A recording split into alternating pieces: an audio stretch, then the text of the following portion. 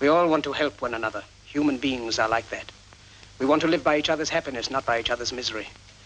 We don't want to hate and despise one another. In this world, there's room for everyone, and the good earth is rich and can provide for everyone.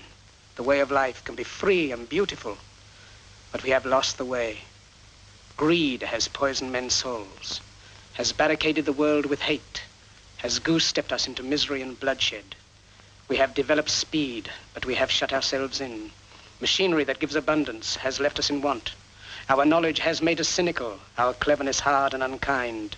We think too much and feel too little. More than machinery, we need humanity. More than cleverness, we need kindness and gentleness. Without these qualities, life will be violent and all will be lost. Welcome to Rabble Rants. I'm Santiago Hello Quintero, and alongside Jesse McLean, we're going to unpack the stories that have us most riled up and challenge the narratives around them. Scott Martin is with us in the studio. He's going to introduce himself a little bit more fully than that, but he tweeted out this banger, and obviously Blueprints of Disruption. We talk about this all the time. He says, can we stop with the just stop oil discourse for 2 seconds? Energy Corps and collaborating governments are on track to eradicate human existence. I don't give a fuck how nice Stonehenge is. Scott, you got more than 280 characters now to unpack that. Welcome to Rabble Rants. Thank you, and I will not be paying for a blue check mark anytime soon, so I will be limited to 280 characters. For those who don't know me, I'm an independent journalist based in Ontario. I run a newsletter critiquing news analysis, and I just saw this briefly. I just went camping. This happened before it, and essentially, for those who don't know, what happened was Just Stop Oil in the UK took orange corn flour, I believe it was, and then threw it on Stonehenge in protest of, it's what it is on the tin, Just Stop Oil. And it seems like this is probably what a lot of people have been through, but it was just deja vu. Because if anyone has ever seen anything from Just Stop Oil before, it's, typically kind of high profile stunts like this. Like I believe they, I can't remember what painting it was, but they would throw like paint on a painting. And basically gluing their hands to art. Yeah, putting their hands to art, and all of this in service of focusing, like this is attention grabbing, and it's directing it towards how climate change is destroying everything. And if you've seen one of these, you've seen it all. It's always, oh, how dare they? How disrespectful. They don't respect art. They're like, what does this do for the cause? It's literally the same bullet points every single time I see it. Frankly, I don't know if the right word is disgusted. I'm disgusted for sure, but I'm a little disappointed because every single time this comes up, it's like the people saying these things are just shouting into a mirror because they've been debunked nonstop. First of all, don't care about art. Well, not a lot of art's going to survive if every single human and human civilization is dead.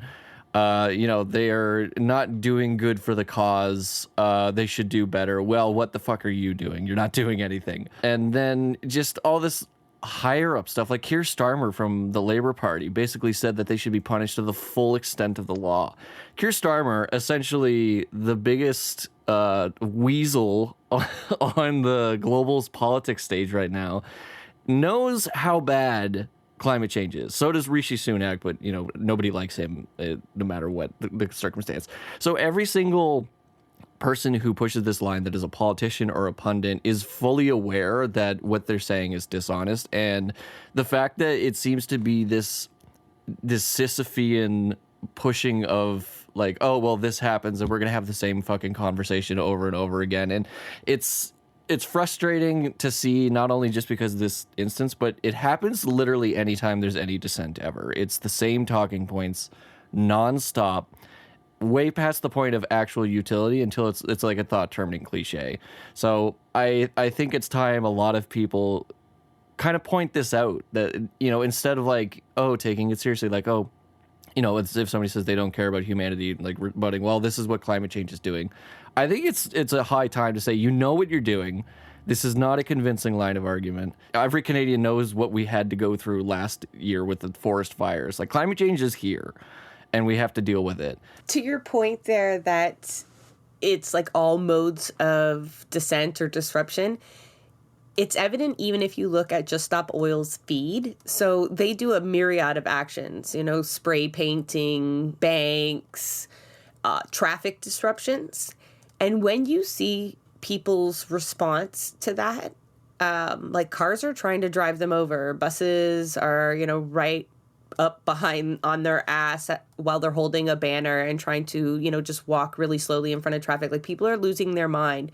And so definitely the news media feeds into it, the pundits and the politicians, because it's very opportunistic and people pick up on their talking points as well. But you do see some recoil as well from what you call like regular people. And I've even seen critiques. So the ones that bother me the most are the ones, like I say, like calling from inside the house. Like leftists, people who do stuff like most people critiquing are armchair quarterbacks, like keyboard warriors. But like I've even activists I respect take issue with destroying art, not because they care so much about the art, but because of the other recoil, like that it damages the image of the movement. But you hear that in every movement ever, right? Black Lives Matter was like any public damage. Even people who understood like riots are justified and definitely Black Lives Matter is justified and a right cause would have side arguments over was that necessary? Do we burn down police precincts? Not because they don't think there's rage is, like I say, justified, but because it's like this, what's best for the movement as a whole? How may we be most appealing to the most amount of people? How can we portray ourselves in ways the media won't demonize us? And it's like, to Scott's point, doesn't matter what you do. You could just walk slow in front of traffic. People will be irate. You could, like, a lot of these paintings are even behind glass. So they're really just demonstrative. I'm not saying, like, you can't destroy art, but, like, people even get worked up by the idea they might have destroyed it. And it's like, but they don't care about climate change. They're not worked up about that. Yeah, I think, like, this is indicative of, I think, what has kind of been a natural outgrowth of a lot of social media. And not to say that social media isn't good for organizing. It very much can be. But a lot of what is focused on is optics rather than effect. And not that optics aren't important necessarily. But even, like, Jessa, when you mentioned during the BLM protests in 2020, if I recall correctly, I can't remember the exact poll, but when the Minneapolis police precinct was burnt down, it was like, not a vast majority, but a majority of Americans were like, that was justified. So this reflection that we see in politicians and the news media is very much like, we always have to keep in mind that it's hard to appeal to your enemy because, broadly speaking, politicians are not working for the working class interests. And neither are news media conglomerates, which are owned by, powerful businessmen or mostly businessmen, occasionally a businesswoman if you're lucky. And they're pushing of these points. I'm not looking for equality there, don't worry. Yeah.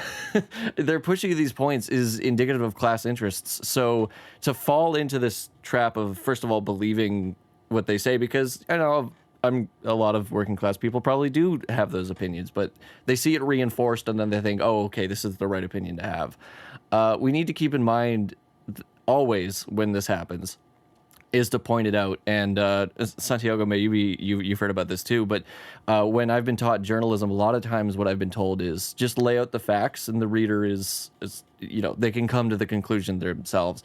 And I've learned increasingly that media literacy is something that is not standard. We can't trust the average reader to have all the context. And that's not a reflection on readers not knowing enough. That's a reflection on the system not cultivating that skill. So when this all happens and you see these points, counter them if you want, but also keep in mind that this is an intentional tactic. They're not just saying these things because they believe them and they don't know any better. They know it. They know better. And then that's why they're saying these things. Yeah, I don't know if you've come across that, Santiago. Oh, yeah. Yeah. Constantly. And speaking of like media, I mean, climate change is something that is so constant that according to, your news values, not a lot of point to cover it. because we know we're fucked. That's been covered, but you need new things to cover, right? That's what they say. Where's like the recency? Where's what's happening right now? And so, like it or not, these tactics bring attention to something right now, and they're going to get coverage, and they're going to have people talking about it. And I don't care how much people like this art. It needs, like, this is our lifetime catastrophe. As you say, nothing will matter if the planet is destroyed. And for me, there's also a certain like frustration from, like, people have these feelings for these paintings and these monuments and stuff, but what about like the destruction of the planet? Like, I feel disgusted every time I look outside and I see everything that humanity has done to the planet, and that is so many times worse than a singular piece of art, a singular monument, but that's never going to get the same rage. And so, like, people really need to get their priorities straight when looking at this, because I was just thinking of the bison the other day and how, like, bison used to be all over North America, and then we destroyed all the bison specifically to screw over indigenous people. And it's like, you know, that will not get rage in the same way. Yeah, well, it's interesting that you mentioned that, because a thing that I saw specifically in this context, but it's also kind of been broader use, was a lot of people were like, quote unquote, concerned that the paint that they used would destroy the rare lichen that's on Stonehenge. And it's this just craven opportunism where, we're all concerned about climate change. So why are you harming this lichen that's on Stonehenge in protest of the world dying? And it's like when Trudeau was like, actually, we bought a pipeline and we're operating it so we can stop climate change. We can use the profits from that to stop climate change. And it's the same thing. I don't think these people genuinely believe or expect us to believe this, because it's so blatant. But at this point, it's just reinforcing the current status quo, because they need to do it at any cost, because they don't have a reason on their side, clearly. And it's just disgusting to see. I'm sorry, I'm just stuck over here trying to figure out, like, who is that person that came up with that talking point? So I'm imagining it's like some microplastics PR guy who just, like, has this side fixation on Stonehenge and knew about some rare, and he was like, yeah, that shit will kill it. We know, because we make it, that paint, like, I got you. We got them this time, like. Finally, a good use for our destructive of the environment. We could turn it around on them. Like, who did the research for that? That is some, climate change think tank working overtime there. I want to go back to, like, the optics, because, we did, like, a live stream on narratives, managing the narratives. And so when you said optics shouldn't be, like, important, they shouldn't be the be-all, end-all. And I think you're right from the perspective that you meant it, but I just want to add, like, a little kind of side clarification. Optics are super important, but managing them isn't. What I mean is shaping these images that you want to put out to placate or to, like you say, speak to your enemy, convince your enemy, or speak to their talking points. Those kind of optics aren't important, but, like, revolutionary optics are very important, right? I imagine more people are fired up by seeing these direct actions than are genuinely disgruntled by it. Like more than one tweet sent out about it. Like, they are writing their politician on this Stonehenge business, right? But sending out revolutionary optics, getting in the news in any means possible with your images, because then they can recycle these, even their arrests, right? They are very adept at getting in the face of folks being arrested where they're saying, this is my name, this is why I'm doing it, this is why this won't stop me. And, like, surely any bad press you get in those moments is worth being able to then use social media to share those kinds of, optics, and not to worry about how you come across, but to set that path, right? This is how we're going to come across, and we own it, and, you can too. That's a good point to bring up. And I also think that's something, this is kind of a far cry, but this is what comes to mind. Something that appealed to a lot of people when Trump ran in 2016 was he was honestly a piece of shit. And when you go through so many politicians who are like dishonestly a piece of shit, somebody who's just like, yeah, I hate Mexican people is disgusting and it does appeal to racists. But it strikes me as the liberals are conflating that with the actual values being held. The amount of times in personal conversations I've been completely open about my politics. And, you know, one of the things that I do fairly regularly is, on a whole, broadly, I'll defend the USSR. Obviously, every country is not perfect, and I will own that up. But a lot of people, and I do have the privilege in this being a cishet white guy, I will admit that, they kind of at least respond to that. They're like, oh, okay, well, you know, everything I know is bad about this. And this is just an example.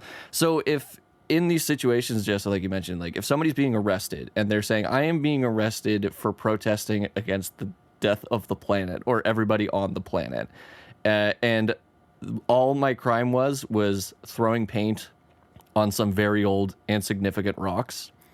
If that is done and sent out through separate channels rather than like Sky News or whatever, who's probably going to play that footage and then just like mute it or something, or not even play the footage, like they'll do everything they can to avoid that. If you provide that alternate perspective to a narrative that is being made, that is important. And I typically, when I say optics, I mean like a lot of this liberal idea of this fetishization of nonviolence. Nonviolence can be a good tool, and I hope everybody at least prioritizes that. But on occasion, I've seen, I mean, if we want to criticize just Stop Oil, we certainly can. But one of my criticisms of just it broadly is a lot of people will not have tactics to de-arrest in certain situations. And technically that's violence if you're de-arresting somebody. I do agree that revolutionary optics are good, and we should not defer to how movements and actions are viewed just because of how news media presents them. Because that, I mean, that's one of the main things I want to do with The Catch is point out that it's consistently happening. A lot of people read Manufacturing Consent. Rest in peace, Noam Chomsky. You're still alive. Michael Parenti, and understand it as a concept. But when you see it happen regularly, and especially in instances like this where it's the same talking points being pushed over and over, it really cultivates that media literacy that is just completely abandoned in modern society. You know, I asked all my J school profs if they had read Manufacturing Consent. Only one of them had, and he was the best one I had. But it's crazy to me how many haven't. But it's, you know what I can't help but think of was that movie Don't Look Up. And I think it was like a really good show of like how knowing about this issue isn't going to save us from it. It's not a lack of knowledge about climate change that's the problem. People don't need to know more. And so like back to like what you were saying about facts, right? Like if news is just presenting facts, well, that's not enough, right? And clearly, we tried. It's worked well so far. I don't know what you're talking about. We'll work for who? Yeah. And so when people are like faced with this like incredible frustration of like, it's been decades and we've made almost no progress and it's getting worse and we're starting to experience the consequences and now we're choking on smoke. What do you expect people to do? Like, do you expect people to just sit there and just, you know, kumbaya your way to the end of the world? No, like, this is the inevitable reaction. And honestly, it's not even far enough. No, I mean, we started talking about cornstarch. Cornstarch! Yeah, like, it's times like these when I don't even know what to say because it's just such a huge issue. Like, it's so, like, what the hell? Like, we know what the answer is. Like, at the end of the day, it's just shut everything down. Like shut every railway down, shut every pipeline down, and force their hands, right? And I guess, like, the only question is, like, getting there at this point, and this is a step towards that. And so when this is the backlash, like, it's not even, like I want to say, like, just forget about this. Forget about the cornstarch on the thing. Let's go, like, block some railways and, like, really make some noise because we don't have time. We have so little time to deal with this. It's just this overall attempt to really lower our toleration of any disruption at all, too, right? Like, that's one of the main drivers of the media feeding into this so badly. And you hear it, like you say, with Starmer criminalizing it. And that's just one example. That is normal. That's happening here in Canada. We document it regularly back on Blueprints of Disruption, especially. But it's where you can do it, when you can do it, how you can do it. Do you need a permit? What can you say in your microphone? Wait, you can't use a microphone. Spray painting on the ground ends up with violent responses from police. And there's just like endless examples from cornstarch to de-arresting, the narrative facing you is the same. It's still criminal. It's still abhorrent. It's, you might be blocking an ambulance with your march. Like there's a fire hazard at the encampment. Like everything challenging that system will face massive amounts to delegitimize it. And I hate that anybody ever feels obligated to defend themselves. Like, I don't think Just Stop Oil spends any time issuing many responses to, it was just cornstarch, don't be worried. I think they just plow ahead to the next. They're anticipating this kind of response. It's part of their strategy that Santiago laid out, like getting us to talk about climate change at least, right? Rather than it being a forest fire that gets us to talk about it. It's just like some rocks that people piled up. But hell, even the forest fires are met with so much skepticism and arson. Yeah, it was a bunch of arsonists and this and that, and it's yeah, I think it's indicative that it almost seems like when media covers Just Stop Oil's actions, it seems like they're only covering it to discredit them, because if there was any honesty in the reporting, they would say Just Stop Oil did this to Stonehenge in protest of climate change. This many acres burned in Canada the past year. This is what the sea is like. It would point out the context of it, because when you just say climate change, it is this thing that we're all kind of aware of, but we don't really know the specifics of it. And there's a really good piece in Maclean's, of all places. I think it was last August. It was Canada in the year 2060. And it just went through, if we stopped all oil production now, this is what it's going to be like in 40 years. I think that was a really good piece. But the problem is we've kind of segmented that idea off into itself. So when stuff like this happens, it's not even, in the conversation, because I guess we got to hit 800 words, and that's too much. And another thing that kind of came to mind when we were talking about what Just Stop Oil is doing, this is something that also it's kind of known, but I don't think it's reported too much. The majority of actions directly combating climate change and energy companies is done by indigenous people. And indigenous people across the world have faced such repressive violence. In fact, I think it was fairly recently, a few months ago in Panama, there were people protesting a Canadian mine, and I think it was an American tourist just shot one dead.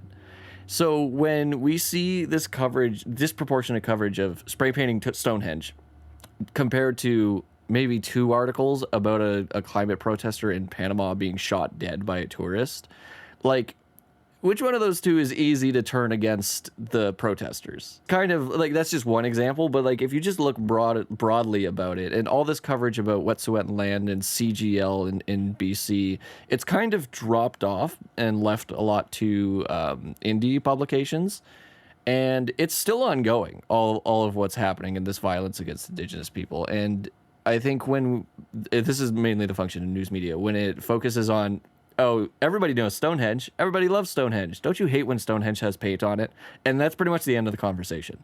And it's so frustrating to see not only those points being pushed, but being engaged with they're an honest position to be debunked or something like that, when they're clearly not at this point. Even further than that, there's stuff if we're talking about the destruction of national monuments and stuff, the Israel's genocide against Palestinians has been destroying all kinds of sacred sites, and while simultaneously war is incredibly bad for the planet in terms of emissions, And that's not going to get the same response out of people as Stonehenge, even though that is incomparable to Stonehenge, right? Like and this is the problem with leaving things to news values, is that it's not actually a reflection of anything value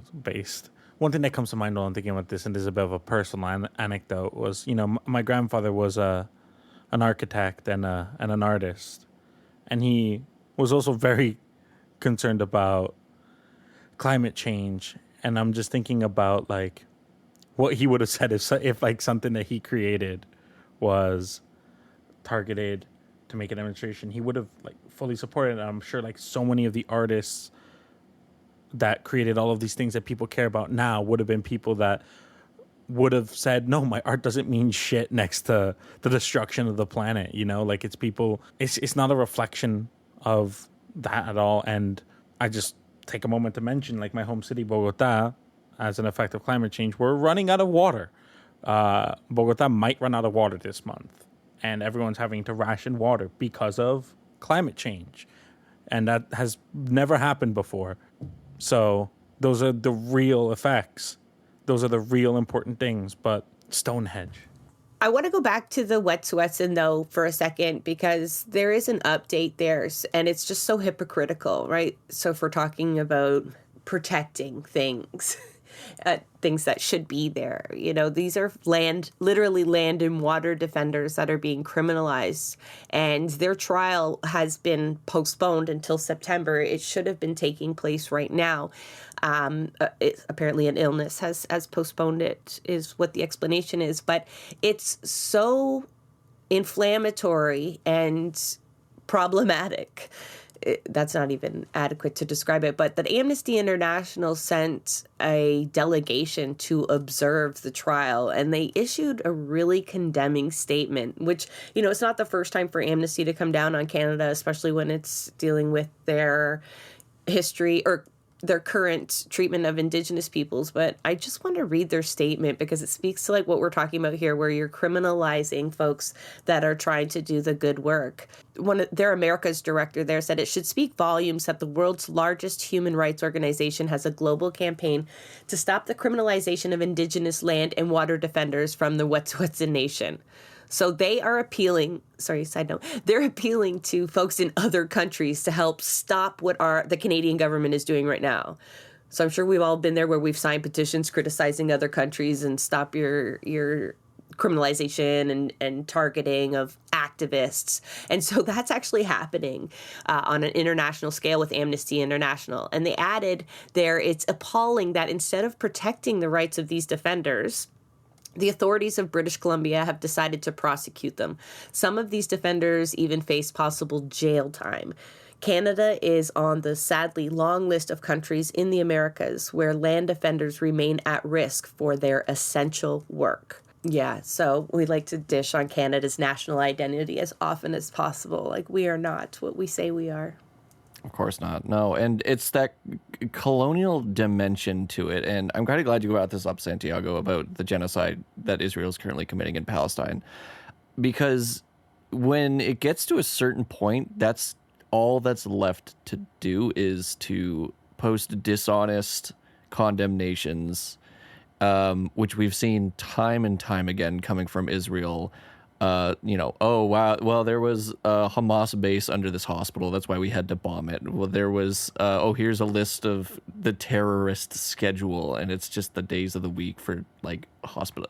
Like, it's this point where the point of the lie is to just reinforce what's happening rather than convince anybody. I think in the terms of, like, BC and Amnesty coming down on BC and Canada's treatment of Indigenous people is, if you were more prominent in news cycle and you take it to BC, they would just say something like, we respect the rule of law, which most of BC, if not all, I believe, is on unceded Indigenous land. So if you actually wanted to do law and order, you would return all of the land that you have taken from Indigenous people, because this is a system that cannot logically defend itself at this point. Maybe back in the 60s or 70s where there wasn't as widespread knowledge or access to information, maybe you could post something like this and a lot of people would go, well, I didn't think of it that way, and so on and so forth. But with the news cycle being so fast and the same excuses being put out verbatim every time, I sincerely doubt that anybody's convinced by it. And my greater concern is that people are just disengaged because of this onslaught of like dishonesty. They're just like, everybody lies, so I'm not going to even care, which is not the response, because that's kind of what they want. So you should be mad that people think you're this stupid. That's what gets me fired up, is that like nobody is this stupid. You can't honestly believe that we think that you're arguing in good faith. And I think that's a much better and more productive path to take. Yeah, that definite disengagement is hard to tackle. Like, it's such a barrier, because then people will just regurgitate whatever they're reading on social media and whatever comes easiest to them, even though we're at a time where resources are the most available that they've ever been, right? Like you said, there's really no excuse. Everything is at your fingertips, but yeah. And I get it. I mean, it happens to me a lot. Like, I'll just have days where I can't get out of bed because of everything that's happening. But, you know, it's normal to have those feelings. It's not productive for you or for anyone if you succumb to them. And, you know, that's something that I think everyone who's politically engaged, to an honest degree at least, contends with. This is a sidestep, but like, you know, because of the neoliberal mode of production, we're all very individualized to a point where we think we're alone in this, even though it's demonstrably not true, because people are throwing paint on Stonehenge in a small act of resistance. There's all this systemic pressure to minimize it and refute it, because if this act, however small, and, you know, if you want to critique it for not being, you know, bombing something, that's, you know, that's a different discussion. But however small it is, all this systemic pressure to discard it is almost a sign of like how precarious things are right now. Because if it didn't matter, you would see one story about it maybe, and then that would be the end of it. But since everybody is up in arms about it, they have to pick an easy win that they can frame. And I don't think it's going to be as easy as they think it is, especially considering how it's the same playbook every goddamn time. Like I have so many feelings about this topic, but it's like one of those things where I don't even know how to articulate what I'm feeling, because it's so absurd. Yeah, that's the thing too, is like that's kind of why I posted that. I was like, can we not do this? Like, it seems self-evident that this is just a ridiculous conversation that's happening, and I don't know how else to put it. Like, stop. So we spend more time on it. That's our solution. Yeah. But I think it's like they've got some creative bits as well. So it doesn't have to be a discussion around the critiques always, even though like it's important to give people courage to like not worry about these critiques, right? To push through them. But at the same time, like today, I'm loving what people are coming up with as forms of disruption. I feel like we are in peak creativity era. And like cornstarch maybe is not up there, but there's folks today, maybe still, blockading Elbit systems somewhere in the UK. I apologize for not having the details. And they've like cemented themselves to a vehicle somehow. Cemented themselves. And so, yeah. And so you can go watch live if they're still there. The cops desperate trying to figure this out, right? So there's a cop like in the trunk with a jackhammer trying to chip away at this big block of concrete. And there's like folks lying around the car. So they're somehow attached to it. I don't fucking know. But they know no end. Wow. I think the diversity of tactics is really important too, because I didn't want to focus on a criticism of Just Stop Oil, even though there are some honest ones you could do. But like when it comes down to it, they're doing something. And at this point, we need to do everything. And whether you think something is enough or not is irrelevant, because unless you are also working towards something, it's all talk and no action. Random side note, just because cement was mentioned, do not cement yourself to things. Cement has toxins that will build up and can be very dangerous. There are other ways to attach yourself to things that are a lot safer. Just cement is not one of them. To be fair, I think the cement is in the trunk and the people are somehow attacked Okay, and they're that's outside different. the car. But I Okay. imagine there's dust and I don't think they gave them, ventilation masks. The cops are in there. They're not masked. Yeah, just do not cement on your body is my thing. They're using super glue. Like, isn't that anyway? Very much brave so. souls. Agreed. But yeah, no, it's everything. We need everything because we have no time. We don't even have time to talk about like what we should do. We just need to do literally anything. It's like throw everything at the wall, even cornstarch. Kitchen sink. Exactly. And that's why I think it's a productive conversation to have something like this rather than sitting down and debunking the points bit by bit. Because I think when we talk about it on a macro level and how this is systemically being reinforced, and you can navigate it a bit more, especially if you do these actions or if you follow these actions, you can navigate it more in a more productive way and hopefully refine movements and tactics. And I think that's important. Yeah, hopefully nobody's out there trying to disprove the fact that the lichen would survive said cornstarch. I hope there's no like a energy 4-hour being YouTube spent video. there. Keep moving forward, people. All right, I think that's it for our Rabble Rants today, folks. That is a wrap on another episode of Blueprints of Disruption. Thank you for joining us. Also, a very big thank you to the producer of our show, Santiago Helu Quintero. Blueprints of Disruption is an independent production operated cooperatively. You can follow us on Twitter at BP of Disruption. If you'd like to help us continue disrupting the status quo, please share our content, and if you have the means, consider becoming a patron. Not only does our support come from the progressive community, so does our content.